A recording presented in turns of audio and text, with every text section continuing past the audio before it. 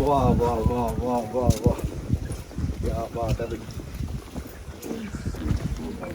ਕੀ ਹਾਲ ਹੈ ਭਾਜੀ? ਦੁਆਬੇ ਵਾਲਿਓ ਦਿਖਾਤਾ ਦਮ ਪੂਰਾ। ਕੀ ਹਾਲ ਹੈ ਭਾਜੀ?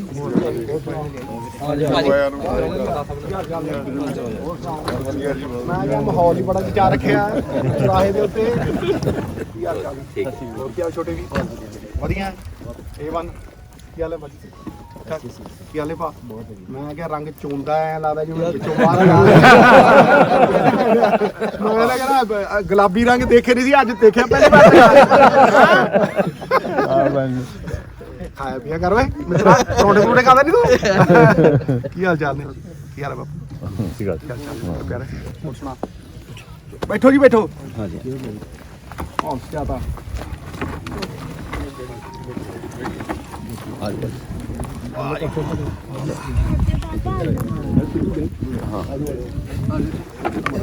ਇੱਥੇ ਪਿੱਛੇ ਮੈਂ ਸਬਜ਼ੀਆਂ ਦੇਖੀਆਂ ਲੱਗੀਆਂ। ਕਿਹੜੀਆਂ ਸਬਜ਼ੀਆਂ ਲੱਗੀਆਂ ਸੀਗੀਆਂ ਪਿੱਛੇ? ਆਲੂ ਲਾਇਆ? ਆਲੂ ਕੀ ਭਾਅ ਹੈ? ਆਲੂ ਦਾ ਕੋਈ ਭਾਅ ਨਹੀਂ ਬਣਿਆ ਜੀ ਹਜੇ ਤੱਕ। 15-18 ਇਹ ਰੇਹੜੀ ਵਾਲਿਆਂ ਦਾ ਰੇਟ ਹੈ ਜੀ। ਤੇ ਤੁਹਾਡੇ ਵਾਲਾ ਕਿੰਨੇ ਕਿਲੋ ਦਾ? 8-900 ਕੁਆਂਟਲ ਜੀ। ਇਹ 8-900 ਇਹ ਚ ਕੀ ਜਾਦੂ? ਅੱਛਾ ਕੁਆਂਟਲ ਜੀ। ਇੱਥੋਂ ਬੀਜ ਵੀ ਜਾਂਦਾ ਆਲੂ ਦਾ? ਹਾਂਜੀ ਇਹ ਸਾਰਾ ਇਹ ਜਲੰਧਰ ਬੈਲਟ ਹੀ ਆ ਸਾਰੇ ਬੀ ਵਾਲੀ ਜੀ। ਉਹ ਮਹਿੰਗਾ ਜਾਂਦਾ ਹੁਣ? ਹਾਂਜੀ ਉਹ ਤਾਂ ਕਾਫੀ ਮਹਿੰਗਾ ਵਿਕਿਆ ਜੀ ਅੱਗੇ। ਪਹਿਲੇ ਸਾਲ ਸੀ 5 ਸਾਲਾਂ ਬਾਅਦ। ਅੱਛਾ ਅੱਗੇ 300 ਨੂੰ ਵੇਚਦੇ ਨੇ।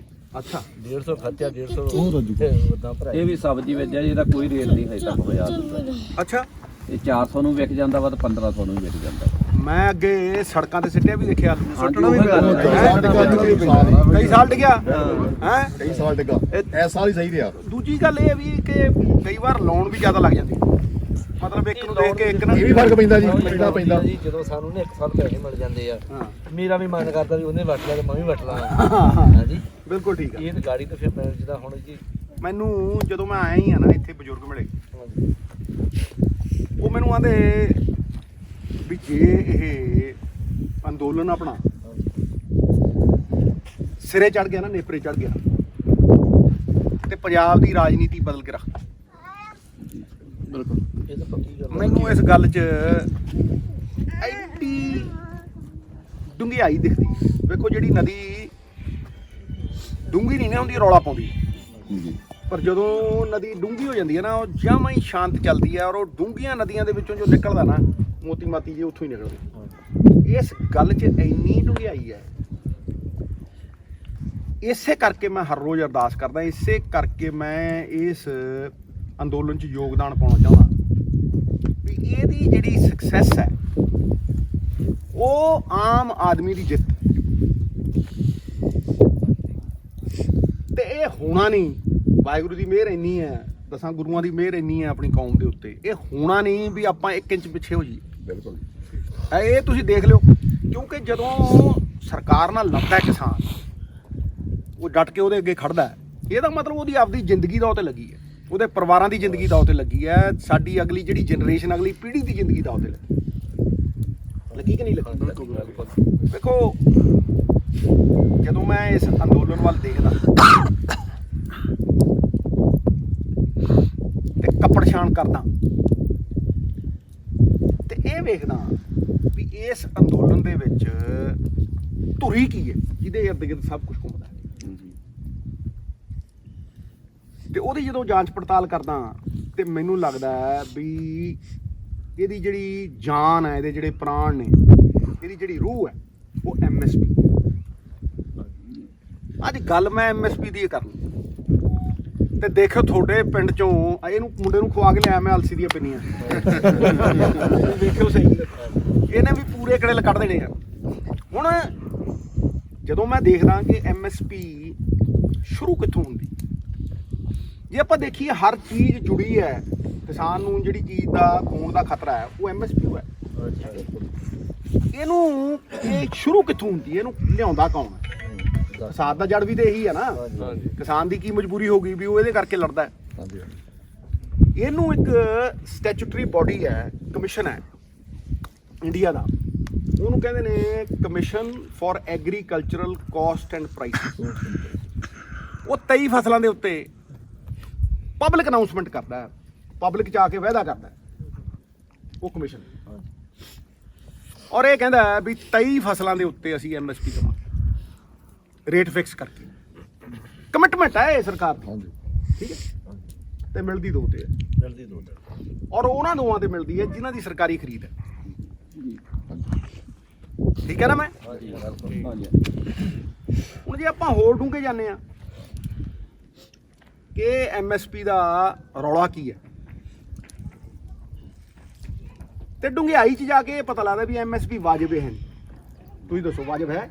ਨਹੀਂ ਜੀ ਬਾਜ ਨਹੀਂ ਬਹੁਤ ਥੱਲੇ, ਬਹੁਤ ਥੱਲੇ ਹੈ। ਕਿਉਂ ਬਾਪੂ ਜੀ? ਬਹੁਤ ਥੱਲੇ, ਖਰਚੇ ਤੋਂ ਬਹੁਤ ਥੱਲੇ ਆ। ਬਹੁਤ ਥੱਲੇ ਆ ਨਾ ਖਰਚੇ ਤੋਂ। ਦੂਜੀ ਚੀਜ਼ ਹੈ ਵੀ ਇਹ ਕਾਗਜ਼ੀ ਹੈ। ਹਾਂਜੀ ਦੂਜੀ ਚੀਜ਼ ਇਹ ਹੈ ਵੀ ਇਹ ਕਾਗਜ਼ੀ ਹੈ, ਇੰਪਲੀਮੈਂਟ ਨਹੀਂ ਹੋ ਰਹੀ। ਹਾਂ ਬਿਲਕੁਲ ਕਾਗਜ਼ਾਂ ਦੇ ਉੱਤੇ ਪਈ ਹੈ ਇਹ ਬਿਲਕੁਲ ਕੋਈ ਆਰਗੂਮੈਂਟ ਨਹੀਂ ਇਹਦੇ 'ਚ।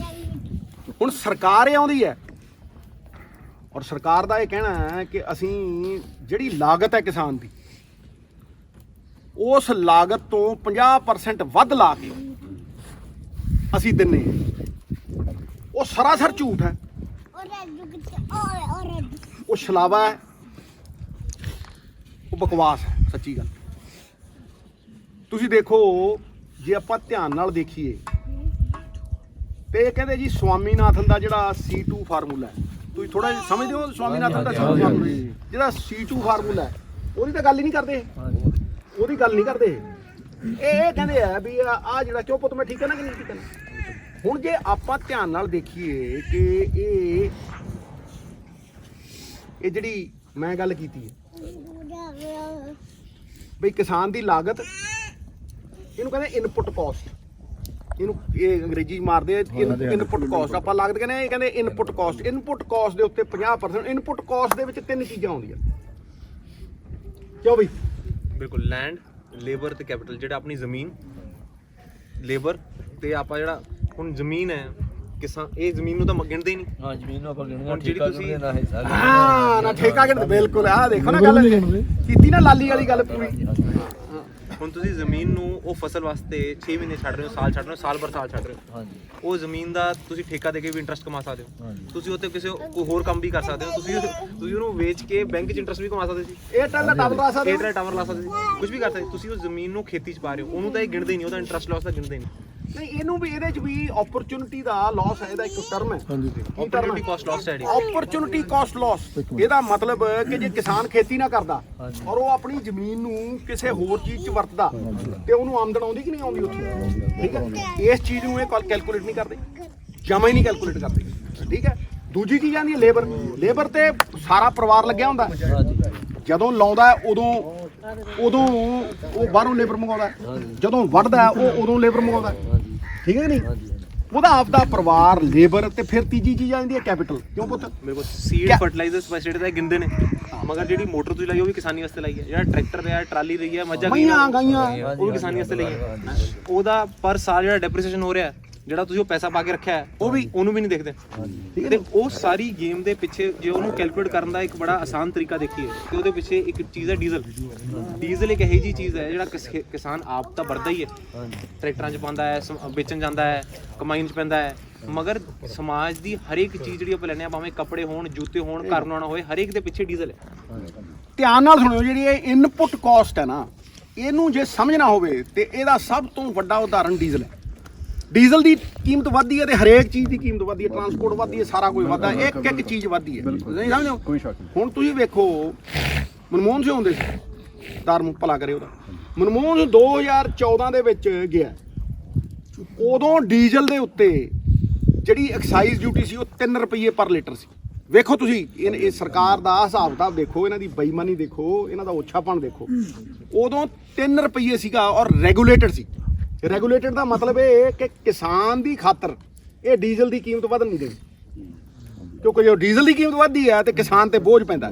ਦੇਖੋ ਸਰਦਾਰ ਮੋਹਨ ਸਿੰਘ ਕਿੰਨਾ ਸਿਆਣਾ ਸੀ, ਉਹਨੇ ਇਹਨੂੰ ਰੈਗੂਲੇਟ ਕਰਕੇ ਰੱਖਿਆ ਹੋਇਆ ਸੀਗਾ ਬਈ ਇਹਦੀ ਕੀਮਤ ਨਹੀਂ ਵਧਾਉਣੀ, ਪੈਟਰੋਲ ਦੀ ਵਧਾਈ ਜਾਓ, ਠੀਕ ਹੈ ਨਾ ਪੁੱਤ? ਠੀਕ ਹੈ। ਹੁਣ ਜਦੋਂ ਇਹ ਆਏ ਉਦੋਂ 3 ਰੁਪਏ ਪਰ ਲੀਟਰ ਐਕਸਾਈਜ਼ ਡਿਊਟੀ ਸੀ। ਜਦੋਂ ਇਹ ਆਏ ਇਹਨਾਂ ਨੇ ਆ ਕੇ ਉਦੋਂ ਹੀ ਨਾਲ ਦੀ ਨਾਲ ਡੀਜ਼ਲ ਨੂੰ ਡੀਰੈਗੂਲੇਟ ਕਰਤਾ। ਜਦੋਂ ਡੀਜ਼ਲ ਨੂੰ ਡੀਰੈਗੂਲੇਟ ਕੀਤਾ, ਇਹਦਾ ਮਤਲਬ ਮਾਰਕੀਟ ਦੀ ਪ੍ਰਾਈਸ ਦੇ ਉੱਤੇ ਲਿਆ ਕੇ ਖੜਾ ਕਰਤਾ। ਡੀਜ਼ਲ ਐਂ ਗਿਆ ਜਿਵੇਂ ਛਾਲ ਮਾਰੀ ਦੀ ਹੁੰਦੀ ਹੈ ਨਾ, ਐਂ ਗਿਆ ਡੀਜ਼ਲ ਉੱਤੇ। ਔਰ 3 ਰੁਪਏ ਤੋਂ ਐਕਸਾਈਜ਼ ਡਿਊਟੀ 31 ਰੁਪਏ, ਬਲਕਿ ਜਦੋਂ 31 ਰੁਪਏ, 3 ਤੋਂ ਸਿੱਧਾ 31 ਰੁਪਏ ਐਕਸਾਈਜ਼ ਡਿਊਟੀ। ਬਲਕਿ ਇੰਟਰਨੈਸ਼ਨਲ ਮਾਰਕੀਟ ਜਦੋਂ ਡੀਜ਼ਲ ਦਾ ਰੇਟ ਗਿਰਿਆ ਵੀ, ਹਾਂਜੀ ਹਾਂਜੀ ਇਹ ਐਕਸਾਈਜ਼ ਡਿਊਟੀ ਵਧਾਉਂਦੇ ਰਹੇ, ਨਾਲ ਉਹਦੇ ਨਾਲ ਹੋਰ ਚੀਜ਼ ਵਧਾਉਂਦੇ ਰਹੇ, ਉਹ ਰਿਟੇਲ ਦੀ ਮਾਰਜਨ ਵਧਾਉਂਦੇ ਰਹੇ ਕਿ ਜਿਹੜਾ ਗ੍ਰੋਸ ਮਾਰਜਨ ਹੈ ਰਿਫਾਈਨਰੀਆਂ ਦਾ ਮਾਰਜਨ ਹਾਂਜੀ, ਹਾਂਜੀ। ਉਹ ਵਧਦਾ ਰਹੇ। ਉਹਦੇ ਨਾਲ ਵੀ ਤੁਸੀਂ ਦੇਖੋ ਇਹ ਪੂਰਾ ਕਰਕੇ ਵੀ ਰਿਲਾਇੰਸ ਦਾ ਹੀ ਫਾਇਦਾ ਹੋਇਆ। ਤੁਸੀਂ ਇਹ ਦੱਸੋ ਮੈਨੂੰ ਹੁਣ ਵੀ ਜਦੋਂ ਗ੍ਰੋਸ ਰਿਫਾਈਨਰੀਆਂ ਦੇ ਫਾਇਦੇ ਲਈ ਇੱਕੋ ਹੀ ਕੰਪਨੀ ਹੈ ਜਿਹਨੂੰ ਫਾਇਦਾ ਹੋਇਆ, ਇੱਕੋ ਹੀ ਕੰਪਨੀ। ਉਹ ਕੌਣ ਹੈ? ਅੰਬਾਨੀ, ਰਿਲਾਇੰਸ। ਤੁਸੀਂ ਵੇਖੋ ਜਦੋਂ ਇਹ ਪਾਲਿਸੀਆਂ ਦੇ ਵਿੱਚ ਇਹੋ ਜਿਹੀਆਂ ਸੋਧਾਂ ਕਰਦੇ ਆ, ਬੰਦ ਪੰਪ ਚੱਲ ਪਏ ਉਹਨਾਂ ਦੇ ਪੰਪ ਬੰਦ ਪਏ ਸੀ। ਜਦੋਂ ਸ਼ਰਾਬ ਨੂੰ ਹੁੰਦਾ ਸੀ ਨਾ, ਪੰਪ ਬੰਦ ਪਏ ਸੀ। ਮੈਂ ਇੱਕ ਪੰਪ ਨਹੀਂ, ਤੁਸੀਂ ਯਾਦ ਹੈ ਤੁਹਾਨੂੰ? ਦੇਖ ਲਓ, ਮੈਂ ਤਾਂ ਤੁਹਾਨੂੰ ਜਿਹੜੀ ਗੱਲ ਹੈ ਜਿੱਥੇ ਮੈਂ ਟੋਕਿਓ ਮੈਨੂੰ, ਠੀਕ ਹੈ, ਸਾਰੇ ਪੰਪ ਬੰਦ ਪਏ ਸੀ।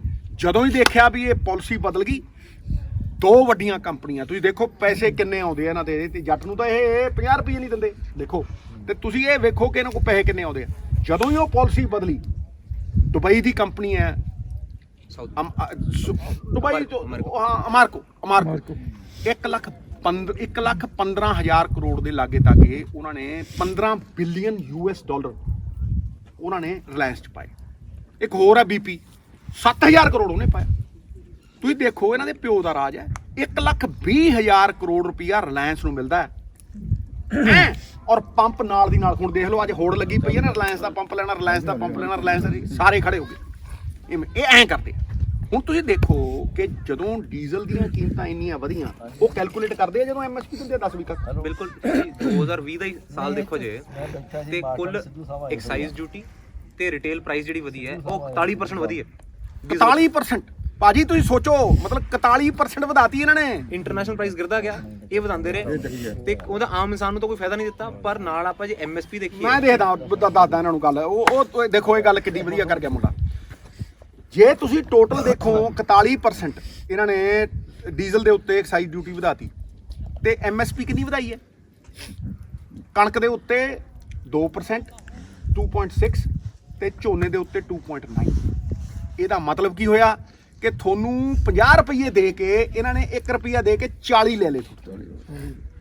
ਇਹ ਸਮਝੋ ਇਸ ਗੱਲ ਨੂੰ, ਮਤਲਬ ਇਹ ਗੱਲ ਨੂੰ ਸਮਝਿਆ ਮਿੱਤਰ ਪਿਆਰੇ, ਕਿ 50 ਰੁਪਏ ਤੁਹਾਨੂੰ ਕਹਿੰਦਾ MSP ਵੱਧ ਗਈ ਜੀ, ਚਲੋ ਵੱਧ ਗਈ। ਪਰ ਜਦੋਂ ਤੁਸੀਂ ਡੀਜ਼ਲ ਦੇ ਉੱਤੇ 30 ਰੁਪਏ ਵਧਾਤੇ ਐਕਸਾਈਜ਼ ਡਿਊਟੀ ਤੇ ਉਹਦੀ ਰਿਟੇਲ ਪ੍ਰਾਈਸ ਦੇ ਉੱਤੇ, ਇਹਦਾ ਮਤਲਬ ਤੁਸੀਂ ਹਰੇਕ ਚੀਜ਼ ਦੀ ਕੀਮਤ ਵਧਾਤੀ। ਤੁਸੀਂ ਪੈਸਟੀਸਾਈਡ ਦੀ ਕੀਮਤ ਵਧਾਤੀ, ਤੁਸੀਂ ਹਰੇਕ ਚੀਜ਼, ਕਿਹੜੀ ਚੀਜ਼ ਦੀ ਕੀਮਤ ਵਧੀ ਹੈ ਦੱਸ ਜਰਾ ਇਹਨੂੰ ਮਿੱਤਰਾ। ਅੱਜ ਚਾਨਣ ਪਾ ਕੇ ਜਾਣਾ ਆਪਾਂ। ਅਲਸੀ ਖਾਧੀ ਹੈ ਨਾ ਸਵੇਰੇ? ਬੇਸਨ ਨਹੀਂ ਖਾਧਾ, ਠੀਕ ਹੈ।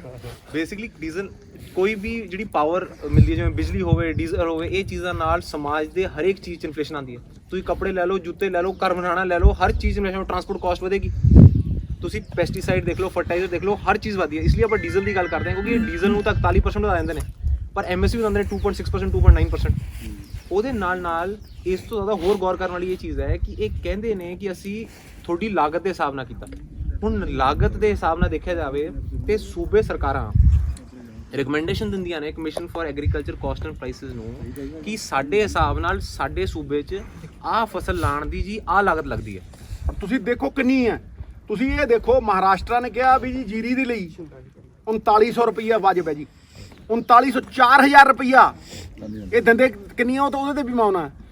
ਅੱਛਾ, ਝਾਰਖੰਡ ਨੇ ਕਿਹਾ 2700 ਰੁਪਈਆ, ਉੜੀਸਾ ਨੇ ਕਿਹਾ 2900 ਰੁਪਈਆ, ਤੇ ਕਰਨਾਟਕ ਨੇ ਕਿਹਾ 2200 ਰੁਪਈਆ, ਤੇ ਇਹਨਾਂ ਨੇ ਦਿੱਤੀ ਕਿੰਨੀ? 1868। ਕਿੰਨੀ ਦਿੱਤੀ ਹੈ? 1868 ਦਿੱਤੀ ਹੈ। ਇਹਦਾ ਮਤਲਬ ਸਟੇਟਾਂ ਨੂੰ ਤਾਂ ਸਮਝਦੇ ਹੀ ਨਹੀਂ ਇਹ ਕੁਝ। ਸਟੇਟਾਂ ਨੂੰ ਤਾਂ ਗੁਲਾਮ ਬਣਾਉਂਦੇ। ਦੇਖੋ, ਚਾਹੇ ਜੰਜੀਰਾਂ, ਚਾਹੇ ਸੋਨੇ ਦੀਆਂ ਹੋਣ, ਚਾਹੇ ਚਾਂਦੀ ਦੀਆਂ ਹੋਣ, ਚਾਹੇ ਕਾਨੂੰਨੀ ਹੋਣ, ਬਣਾਉਂਦੀਆਂ ਤਾਂ ਗੁਲਾਮ ਨੇ ਨਾ। ਇਹ ਆਜ਼ਾਦੀ ਦੀ ਦੂਜੀ ਲੜਾਈ ਲੜਦੇ ਆਪਾਂ। ਗੱਲ ਸਮਝੋ ਕਿ ਦਿੱਤੀ ਹੈ। ਐਦਾਂ ਹੀ ਮੱਕੀ, ਹੁਣ ਮੱਕੀ ਦੇ ਤਾਂ ਤੁਸੀਂ ਹੈਰਾਨ ਹੀ ਰਹਿ ਜਾਓਗੇ। ਮੱਕੀ ਤਾਂ ਲੱਗਦੀ ਇੱਥੇ ਮਾੜੀ ਮੋਟੀ ਲੱਗਦੀ ਲੱਗਦੀ ਨਾ, ਉਹ ਵੇਖੋ ਮੱਕੀ ਦਾ ਝਾਰਖੰਡ ਕਹਿੰਦਾ 3500 ਰਿਕਮੈਂਡ ਕਰਦਾ ਹੈ।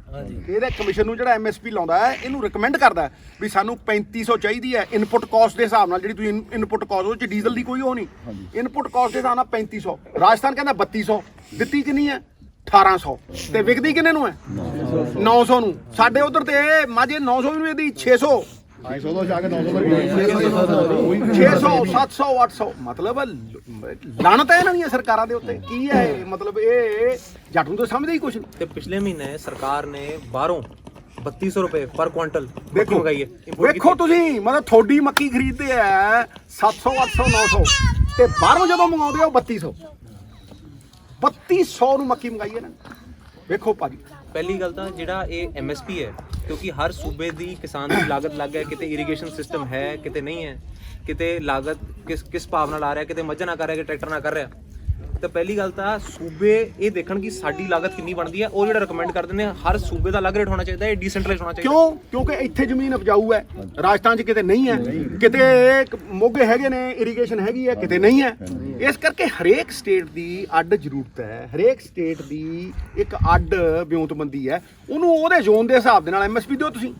ਇਹ ਸਾਰੇ ਪਾਸੇ ਇਹੀ ਰੌਲਾ ਹੈ, ਇਸੇ ਕਰਕੇ ਕਿਸਾਨ ਜੂਝ ਰਿਹਾ ਉੱਥੇ, ਉਹਨੂੰ ਪਤਾ ਹੈ ਵੀ ਮੇਰੀ ਜ਼ਿੰਦਗੀ ਦਾ ਉੱਤੇ ਲੱਗੀ ਹੈ। ਤੇ ਇਹ ਤਾਂ ਹਜੇ ਐਮਐਸਪੀ ਆਪਾਂ ਕਹਿ ਰਹੇ ਹਾਂ ਕਿ ਡੀਸੈਂਟਰਲਾਈਜ਼ ਕਰਕੇ ਦੇਣ, ਪਰ ਆਪਾਂ ਜਿਹੜੀ ਦੂਸਰੀ ਸੱਚਾਈ ਦੇਖੀ ਕਿ ਕਾਗਜ਼ੀ ਹੈ।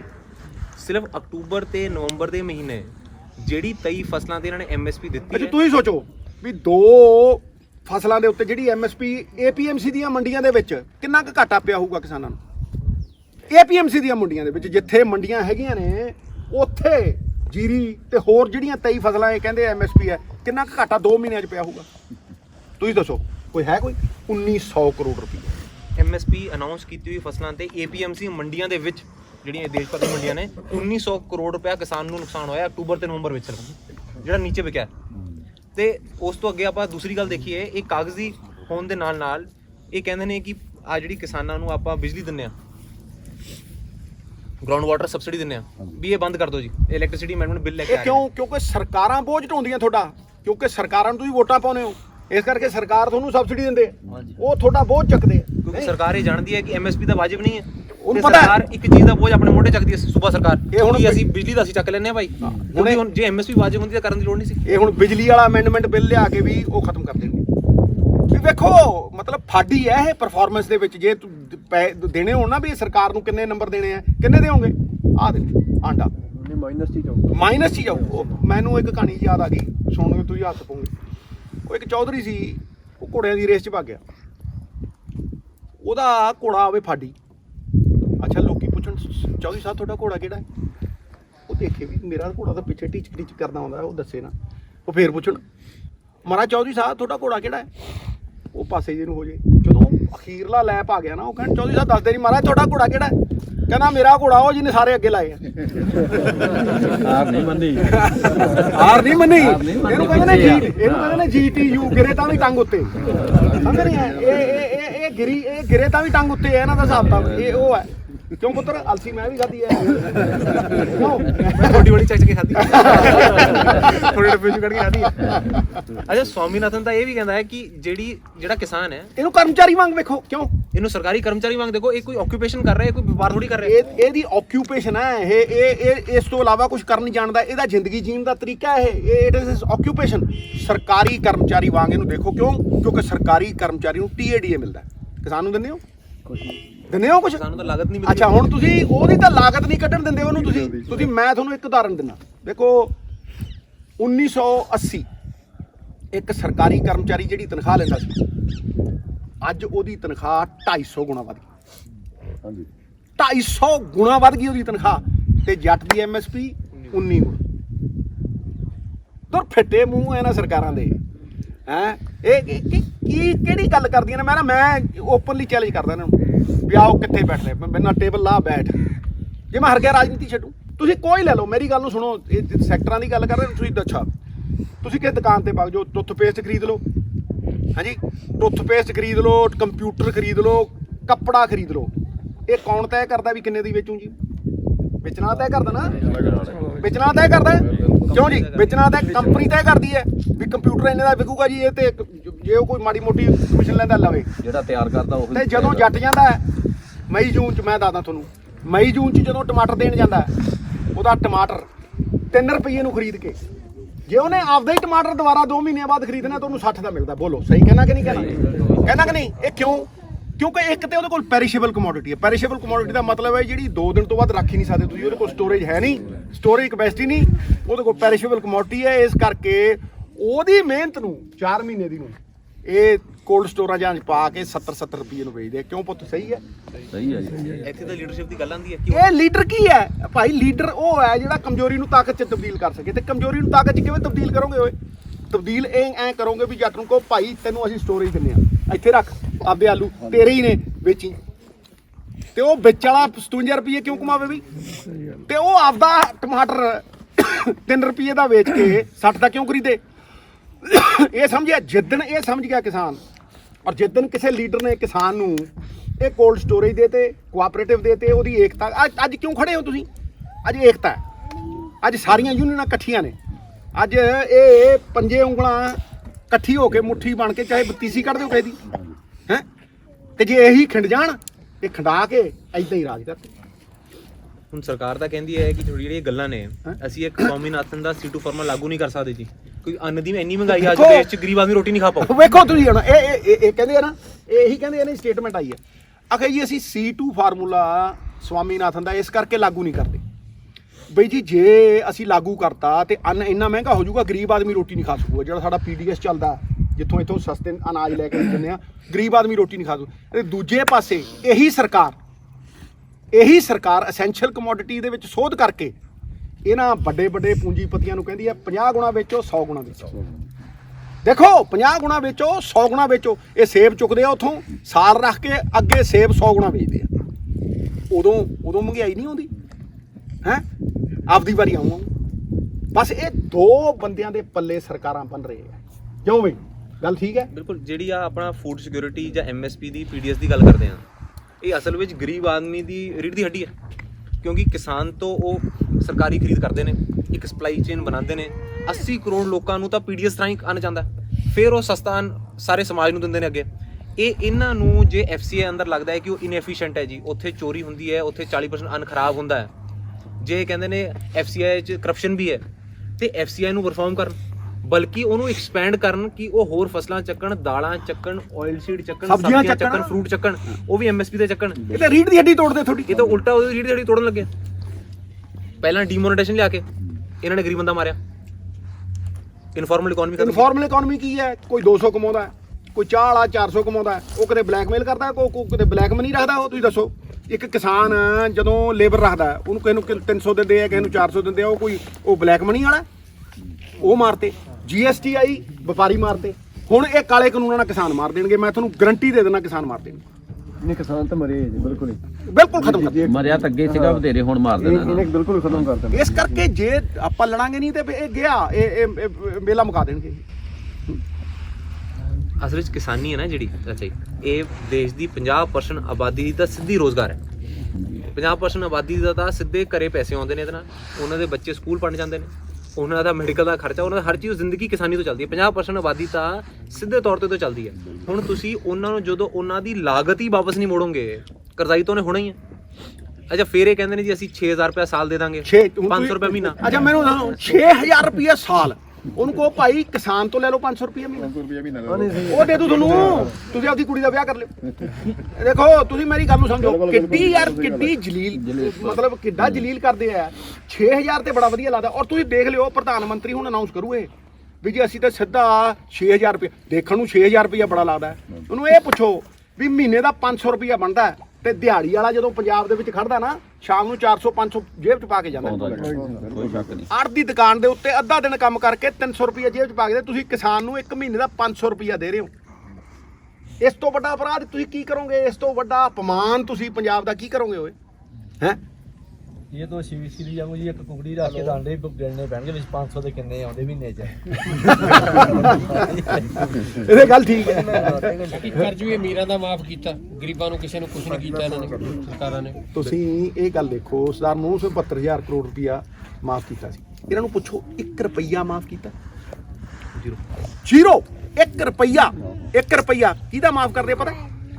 ਇਹ ਸਾਰੇ 6 ਲੱਖ ਕਰੋੜ ਰੁਪਇਆ ਭਾਜੀ, 6 ਲੱਖ ਕਰੋੜ ਰੁਪਇਆ ਪਿਛਲੇ 4 ਸਾਲਾਂ ਦੇ ਵਿੱਚ ਇਹਨਾਂ ਨੇ 6 ਲੱਖ ਕਰੋੜ ਰੁਪਇਆ ਅਮੀਰਾਂ ਦਾ ਮਾਫ ਕੀਤਾ।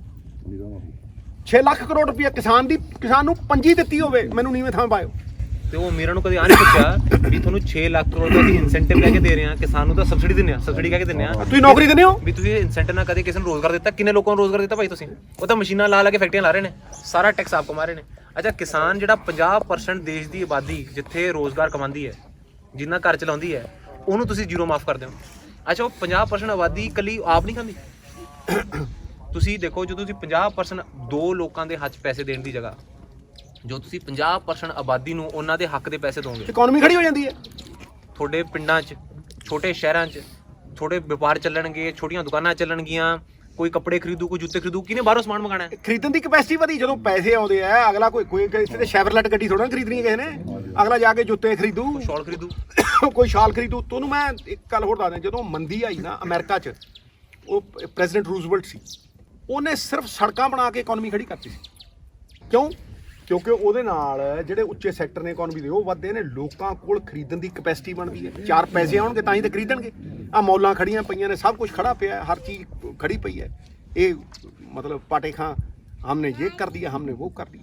ਅੱਛਾ, ਇਹਨਾਂ ਦੇ ਖਿਲਾਫ ਬੋਲੋ, ਫਿਰ ਕਹਿਣਗੇ ਐਂਟੀ ਨੈਸ਼ਨਲ ਹੈ, ਆ ਦੇਸ਼ ਧਰੋਹੀ ਮਿੰਟੋ ਮਿੰਟੀ ਬਣ ਜਾਂਦਾ ਬੰਦਾ, ਇੱਕ ਸੈਕਿੰਡ ਦੇਸ਼ ਧਰੋਹੀ, ਅੱਤਵਾਦੀ, ਫਲਾਨਾ ਧਮਕਾਨਾ, ਇਹ ਹੈ ਉਹ ਹੈ। ਬੇਸਿਕਲੀ ਲੋਕ ਜਿਹੜੇ ਕਿਸਾਨ ਮੰਗ ਰਹੇ ਨਾ, ਜਿਹੜੀ ਕਿਸਾਨ ਦੀ ਲੜਾਈ ਹੈ, ਉਹ ਹੈ ਲੋਕਪ੍ਰਿय ਨੀਤੀ ਦੀ ਲੜਾਈ, ਕਿ ਨੀਤੀਆਂ ਇਹੋ ਜਿਹੀਆਂ ਹੋਣ ਜਿਹੜੀਆਂ ਲੋਕਾਂ ਵਾਸਤੇ ਹੋਣ। ਇਹ ਸਰਕਾਰ ਖੜੀ ਹੈ ਕਾਰਪੋਰੇਟ ਪ੍ਰੀ ਨੀਤੀ ਵਾਸਤੇ ਪਿੱਛੇ। ਇਹ ਖੜੇ ਨੇ ਅੱਧੇ % ਲੋਕਾਂ ਲਈ, ਅਸੀਂ ਖੜੇ ਆ ਜਿਹੜਾ ਕਿਸਾਨ ਲੜ ਰਿਹਾ ਉਹ 99% ਹਿੰਦੁਸਤਾਨ ਲਈ ਲੜ ਰਿਹਾ। ਤੁਸੀਂ 50% ਲੋਕਾਂ ਦੀ ਤਾਂ ਸਿੱਧੀ ਆਮਦਨ, ਤੇ ਉਹ 50% ਲੋਕ ਜਦੋਂ ਬਾਜ਼ਾਰ ਜਾ ਕੇ ਆਪਣਾ ਪੈਸਾ ਖਰਚਣਗੇ, ਜਦੋਂ 50-60 ਕਰੋੜ ਰੁਪਏ ਪੈਸਾ ਖਰਚਣਗੇ, ਸਾਰੇ ਛੋਟੇ ਵਪਾਰ ਖੜੇ ਹੋਣਗੇ, ਬਿਜ਼ਨਸ ਖੜੇ ਹੋਣਗੇ, ਦੁਕਾਨਾਂ ਚੱਲਣਗੀਆਂ, ਛੋਟੇ ਸ਼ਹਿਰ ਚੱਲਣਗੇ। ਅਸਲ ਵਿੱਚ ਜਿਹੜਾ ਰੂਰਲ ਇੰਡੀਆ, ਜਿਹੜਾ ਪਿੰਡੂ ਇੰਡੀਆ ਹੈ, ਇਹ ਉਸ ਨੂੰ ਬਿਲਕੁਲ ਇਗਨੋਰ ਕਰਕੇ ਮੀਡੀਆ ਥਾਈਂ ਸ਼ਹਿਰਾਂ 'ਚ ਗੱਲਾਂ ਬਣਾ ਕੇ ਆਪਣੀਆਂ ਕਾਰਪੋਰੇਟ ਨੂੰ ਫਾਇਦਾ ਦੇ ਕੇ, ਟੈਕਸ ਬੈਨੀਫਿਟ ਦੇ ਕੇ ਕਹਿ ਦਿੰਦੇ ਅਸੀਂ ਰਿਫਾਰਮ ਕਰਤਾ ਜੀ, ਅਸੀਂ ਤਾਂ ਜੀ ਰਿਫਾਰਮ ਕਰ ਰਹੇ ਹਾਂ, ਇਹਦੇ ਨਾਲ ਇੰਡਸਟਰੀ ਖੁੱਲੂ, ਇਹ ਖੁੱਲੂ, ਇਹ ਖੁੱਲੂ। ਰਿਫਾਰਮ ਦੇ ਮੁਖੌਟੇ ਦੇ ਪਿੱਛੇ ਇਹ ਦੋ ਲੋਕਾਂ ਨੂੰ ਪੂਰੇ ਦੇਸ਼ ਨੂੰ ਸੱਪਣ ਲੱਗੇ ਨੇ। ਮੈਨੂਫੈਕਚਰਿੰਗ ਹੋ ਗਿਆ, ਸਾਡੀ ਸਰਵਿਸਿਜ਼ ਹੋ ਗਿਆ, ਇਹ ਤਾਂ ਪਹਿਲੀ ਕਬਜ਼ਾ ਕਰ ਲਿਆ ਇਹਨਾਂ ਨੇ। ਹੁਣ ਖੇਤੀ, ਹੁਣ ਕਹਿੰਦੇ ਇਹਨੂੰ ਖੇਤੀ ਨੂੰ ਕਬਜ਼ਾ ਕਰ। ਤੁਸੀਂ ਇਹ ਦੇਖੋ, ਕਬਜ਼ਾ ਇਹ ਕਰਨ ਦਾ ਐਡੀ ਇੰਤਹਾ ਹੋ ਗਈ ਵੀ ਮੀਡੀਆ ਵੀ ਇਹਨਾਂ ਦੇ ਹੱਥ 'ਚ ਦਿੱਤਾ। ਧਿਆਨ ਨਾਲ ਦੇਖੋ ਤੇ ਰਿਲਾਇੰਸ 70% ਮੀਡੀਆ ਵੀ ਕੰਟਰੋਲ ਕਰਦਾ। ਮਤਲਬ ਸਰਕਾਰ ਰਬੜ ਦਾ ਗੁੱਡਾ ਬਣ ਗਈ। ਦੇਖਿਆ ਨਾ, ਜਵਾਕ ਛੱਡਦੇ ਹੁੰਦੇ ਇੱਥੇ, ਨਿੱਕੀ ਜਿਹੀ ਕੁੜੀ ਖੇਡਦੀ, ਉਹ ਰਬੜ ਦੇ ਗੁੱਡੇ ਨੂੰ ਐ ਚਾਬੀ ਦਿੰਦੀ, ਉਹ ਐ ਕਰਦਾ ਰਹਿੰਦਾ। ਆਹ ਸਰਕਾਰਾਂ ਕਿਉਂ? ਗੱਲ ਠੀਕ ਹੈ ਨਾ ਕਿ ਨਹੀਂ? ਕਠਪੁਤਲੀਆਂ ਬਣ ਗਈਆਂ ਸਰਕਾਰਾਂ, ਕਠਪੁਤਲੀਆਂ ਬਣ ਗਈਆਂ। ਨੀਤੀਆਂ ਇਹ ਬਣਾਉਂਦੇ ਨੇ, ਨੀਤੀਆਂ ਆਪਦੇ ਖਾਤਰ ਬਣਾਉਂਦੇ ਨੇ, ਤੇ 90% ਆਬਾਦੀ ਰੋਲ ਦਿੰਦੇ ਆ। ਮੈਂ ਨਾ ਨੈਸ਼ਨਲ ਡਿਬੇਟ ਕਰਾਉਣ ਮੈਂ ਜਾਂਦਾ, ਉੱਥੇ ਨੈਸ਼ਨਲ ਡਿਬੇਟ ਕਰਾਉਣ ਸਾਰੇ ਹਿੰਦੁਸਤਾਨ ਦੇ ਸਾਹਮਣੇ, ਜਿਵੇਂ ਅਮਰੀਕਾ 'ਚ ਹੁੰਦਾ, ਟੀਵੀ ਦੇ ਉੱਤੇ ਬਹਾ ਦੇਣ ਤੇ ਕਹਿਣ ਵੀ ਇਹਨਾਂ ਦਾ ਜਿਹੜਾ ਲੋਕਾਂ ਦਾ ਕਮਾਇਆ ਹੋਇਆ ਪੈਸਾ ਇਹਨਾਂ ਨੂੰ ਟੈਕਸਾਂ 'ਚ ਦਿੱਤਾ ਹੋਇਆ, ਉਹ 90% 99% ਆਬਾਦੀ ਨੂੰ ਜਾਂਦਾ ਹੈ, ਜਾਂ 2 ਅੰਬਾਨੀਆਂ ਤੇ ਅਡਾਨੀਆਂ ਨੂੰ ਜਾਂਦਾ। ਤੇ ਜੇ ਮੈਂ ਹਾਰ ਗਿਆ ਤੇ ਨੀਵੇਂ ਥਾਵੇਂ ਪਾਇਓ। ਇਹ ਤੇ ਇਹਨਾਂ ਦੇ ਹਾਲ ਨੇ। ਮਤਲਬ 1-2 ਬੰਦਿਆਂ ਨੂੰ ਫਾਇਦੇ ਦੇਣ ਲਈ ਇਹ ਸਾਰੀ ਸਾਡੀ ਕਿਸਾਨੀ ਮਾਰ ਰਹੇ ਆ। ਦੇਖੋ, ਬਜ਼ੁਰਗਾਂ ਨੇ ਗੱਲ ਜਿਹੜੀ ਕਹੀ, ਉਹ ਐਡੀ ਜ਼ਬਰਦਸਤ ਗੱਲ ਹੈ ਵੀ ਅੱਜ ਸਾਡਾ ਏਕਾ ਹੈ, ਇਸ ਕਰਕੇ ਸਾਨੂੰ ਨੀਵਾਂ ਨਹੀਂ ਕਰ ਸਕਦੇ। ਠੀਕ, ਤੇ ਜੇ ਕਿਤੇ ਇਹ ਅਸੀਂ ਗਾਲਾਂ ਫੜਦੇ ਨੇ, ਸ਼ੇਰ ਦੇ ਗਲ 'ਚ ਹਿਰਨ ਆਉਂਦਾ ਨਾ ਜਦੋਂ, ਐਂ ਕਰਕੇ ਉਹ ਫਿਰ ਸਾਹ ਛੱਡ ਕੇ ਹੀ ਜਾਂਦਾ, ਗੱਲ ਨੂੰ ਸਮਝ ਲਓ। ਤੇ ਜੇ ਕਿਤੇ ਉਹ ਛੁੱਟ ਗਿਆ ਅੱਜ, ਤੇ ਫਿਰ ਸਾਡਾ ਅਸਤਿਤਵ ਨਾਸ਼ ਹੋ ਜਾਊ। ਹਾਂ, ਇਸ ਕਰਕੇ ਦੁਆਬੇ ਵਾਲਿਓ ਦਮ ਭਰੋ। ਤੇ ਜਰਾ ਕਿੰਨੇ ਕੁ ਬੰਦੇ ਗਏ ਇੱਥੋਂ? ਜਾਏ ਤਕਰੀਬਨ ਵਾਰੀ ਜਾ ਰਹੇ ਆ ਬੰਦੇ, ਸਾਰਿਆਂ ਦੇ ਚੱਲ ਜਾਂਦੇ। ਕਈਆਂ ਦਾ ਇੱਕ ਗੇੜਾ ਹੋ ਗਿਆ, ਕਈਆਂ ਦਾ 2 ਗੇੜੇ ਹੋ ਗਏ, ਲਾ ਆਏ ਆ, ਚੱਲੀ ਜਾਂਦਾ। ਹਾਂਜੀ, ਚਲੋ ਬਹੁਤ ਵਧੀਆ ਰੋਟੇਸ਼ਨ ਸਿਸਟਮ ਬਣ ਗਿਆ ਨਾ ਜੀ। ਜਿੰਨਾ ਚਿਰ ਮੋਦੀ ਉਹਨਾਂ ਜਦੋਂ ਪੱਕੀ ਆ, ਮੋਦੀ ਹੁਣ ਸਾਰੀ ਉਮਰ ਫਿਰ ਰੱਖਣਾ ਪਊਗਾ ਆਪਾਂ ਨੂੰ ਜਾਣਾ, ਜਿੱਦਾਂ ਇੱਥੇ ਸਵਾਮੀ ਨੂੰ ਰੱਖਿਆ ਨੂਰ ਮਹਿਲ, ਬਕਸੇ 'ਚ ਪਾ ਕੇ ਰੱਖਣਾ ਪਊਗਾ। ਕਿਸਾਨ ਦੀ ਮੰਗ ਬੜੀ ਆਸਾਨ ਹੈ। ਕਿਸਾਨ ਤਾਂ ਕਹਿੰਦਾ ਨੂੰ ਬਾਬਾ ਸਾਰੇ ਬਸ ਕੱਲ ਕਹਿੰਦੇ ਜਿੰਨਾ ਚਿਰ ਅਸੀਂ ਉਹਨਾਂ ਚਿਰ ਪੱਕੀ ਰਹੂਗੀ, ਜਾਂ ਸਾਰੇ ਬਕਸੇ 'ਚ ਪਾ ਰੱਖਣੇ ਪੈਣਗੇ 500 ਸਾਲ, ਫੇਰ ਸਾਥੀ ਕੰਮ ਆਪਣਾ ਇਹ ਤੇ ਪਤਾ ਲੱਗੂ ਕਿਹੜੇ ਭਾਅ ਵਿਕਦੀ ਹੈ। ਮਹੀਨਾ ਖੋਰ ਚੱਲ ਲੈਣ ਤੋਂ ਜਰਾ ਦੇਖਿਓ ਸਹੀ। ਇਹ ਕੌਮ ਨਹੀਂ, ਬੜੀ ਸਿਰੜੀ ਕੌਮ ਹੈ। ਮੇਰੀ ਗੱਲ ਨੂੰ ਸੁਣੋ, ਬਸ ਸਾਂਭਿਆ ਨਹੀਂ ਜਾਂਦਾ, ਪਰ ਜੇ ਕੋਈ ਖੋਰ ਨੂੰ ਲਿਆਉਣ ਨੂੰ ਕਹਿਣਾ, ਤਾਜ ਮਹਿਲ ਵੀ ਲਿਆਉਣਗੇ, ਚੁੱਕ ਲਿਆਉਣਗੇ। ਇਹ ਤੁਸੀਂ ਭੁੱਲ ਜਾਓ, ਇਹ ਦਬਦੇ ਨਹੀਂ। ਬਾਕੀ ਅੱਗੇ ਤਾਂ ਪੰਜਾਬ ਹਰਿਆਣਾ ਸੀ, ਹੁਣ ਸਾਰਾ ਹਿੰਦੁਸਤਾਨ ਹੋ ਗਿਆ। ਬਸ ਆਹ ਗੱਲ ਤੁਸੀਂ ਕਹੀ। ਇਹ ਲੜਾਈ ਮੈਂ ਤੁਹਾਨੂੰ ਜਿਹੜੀ ਗੱਲ ਕਹੀ ਹੈ ਨਾ, ਜਿਹੜੀ ਇਹ ਮੁੰਡੇ ਨੇ ਕਹੀ ਹੈ ਅਲਸੀ ਦੀਆਂ ਪਿੰਨੀਆਂ ਖਾ ਕੇ, ਇਹ 99% ਇੱਕ ਪਾਸੇ ਹੈ ਤੇ ਉਹ 0.5% ਇੱਕ ਪਾਸੇ। ਹੁਣ ਤੁਸੀਂ ਇਹ ਵੇਖੋ ਕਿ ਸਰਕਾਰਾਂ ਲੋਕਾਂ ਦੀਆਂ ਹੁੰਦੀਆਂ, ਇਹ ਸਾਡੇ ਭਾਜੀ ਇਹ ਜਿਹੜਾ ਸਾਡਾ ਕਨਸਟੀਟਿਊਸ਼ਨ ਹੈ ਨਾ, ਸੰਵਿਧਾਨ, ਦੇਖੋ ਲੋਕਾਂ ਦੀ ਹਰੇਕ ਧਰਮ ਦੀ ਕੋਈ ਨਾ ਕੋਈ ਐਸੀ ਧਰਮ ਗ੍ਰੰਥ ਹੈ ਜਿਹੜਾ ਉਹਨੂੰ ਸੇਧ ਦਿੰਦਾ। ਭਗਵਦ ਗੀਤਾ ਜੀ ਨੇ, ਗੁਰੂ ਗ੍ਰੰਥ ਸਾਹਿਬ ਹੈ ਜੀ, ਕੁਰਾਨ ਸ਼ਰੀਫ, ਇਹ ਸਾਰੀਆਂ ਸੇਧ ਦਿੰਦੀਆਂ। ਲੇਕਿਨ ਰਾਜਨੀਤਿਕ ਬੰਦਿਆਂ ਦਾ ਵੀ ਇੱਕ ਧਰਮ ਗ੍ਰੰਥ ਹੈ, ਉਹ ਹੈ ਸੰਵਿਧਾਨ। ਇਹ ਸੰਵਿਧਾਨ ਦੀ ਲੜਾਈ ਹੈ, ਤੇ ਜਿਹੜੇ ਰਾਜਨੀਤਿਕ ਲੋਕ ਸੰਵਿਧਾਨ ਦੀ ਲੜਾਈ ਦੇ ਵਿੱਚ ਸੱਚੇ ਸੁੱਚੇ ਆ, ਉਹ ਤੇ ਆ ਕੇ ਸੱਥਾਂ 'ਚ ਬਹਿ ਜਾਂਦੇ ਆ। ਬਾਕੀ ਕਿਸੇ ਨੇ ਵੜਨ ਨਹੀਂ ਦੇਣਾ, ਮੈਂ ਤੁਹਾਨੂੰ ਲਿਖ ਕੇ ਦੇ ਦੇਣਾ ਅੱਜ, ਕਿਸੇ ਨੇ ਵੜਨ ਨਹੀਂ ਦੇਣਾ। ਇਹ ਰਾਜਨੀਤੀ ਬਦਲ ਜਾਣੀ ਹੈ, ਤੁਸੀਂ ਇਹ ਗਰੰਟੀ ਲੈ ਲਓ। ਇਹਦੀ ਜਿੱਤ ਦੇ ਨਾਲ, ਜੇ ਇਹ 99% ਲੱਗਦਾ ਮੈਨੂੰ, ਬਾਕੀ ਰੱਬ ਦੇ ਹੱਥ ਹੁੰਦਾ, ਵਾਹਿਗੁਰੂ ਸੱਚੇ ਪਾਤਸ਼ਾਹ ਸਾਹਿਬ ਹੱਥ ਵਡਿਆਈਆਂ ਜਿਸ ਭਾਵੇਂ ਤਿਸ ਦੇ। ਪਰ ਰਾਜਨੀਤੀ ਬਦਲਣ ਦੇ ਲਈ, ਇਹ ਬਦਲਾਵ ਲਿਆਉਣ ਦੇ ਲਈ ਇਹ ਇਨਕਲਾਬ ਜ਼ਰੂਰੀ ਸੀ, ਤੇ ਅੱਜ ਤੁਹਾਡੇ ਕੋਲ ਆਇਆ, ਬਹੁਤ ਵਧੀਆ। ਦਿਲ ਖੁਸ਼ ਹੋ। ਮੋਰਚਾ ਜਿੱਤ ਕੇ ਅਸੀਂ ਤੁਹਾਡੀ ਝੋਲੀ ਵੀ ਦੇਖਣੀ ਜਿਹੜੀ ਤੁਸੀਂ ਅੱਡੀ ਸੀ। ਅੱਛਾ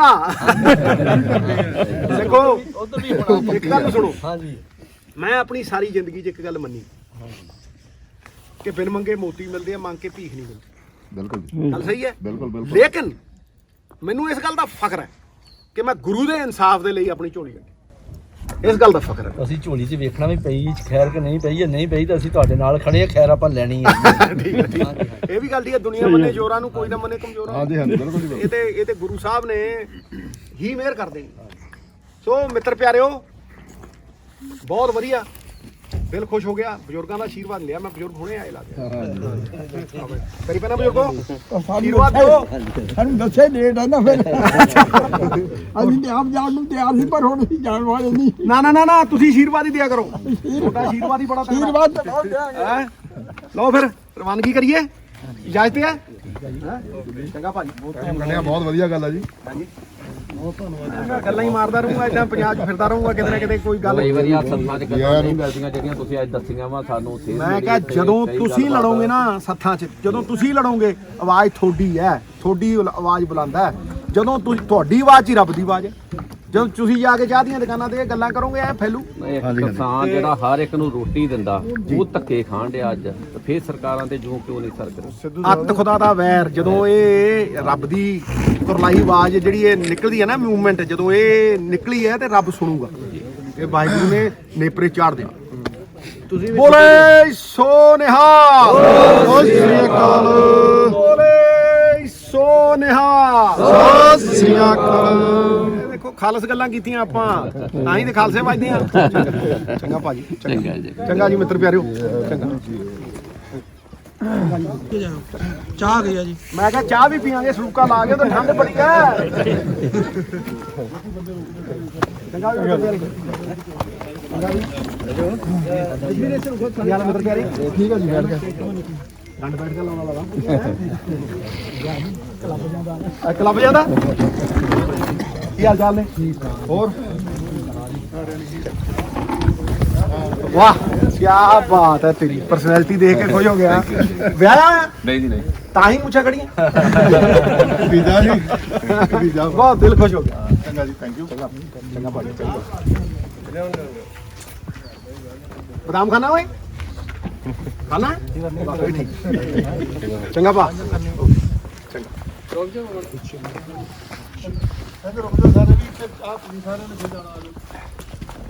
ਕਿਆ ਭੈਣ ਸਤਿ ਸ਼੍ਰੀ ਅਕਾਲ।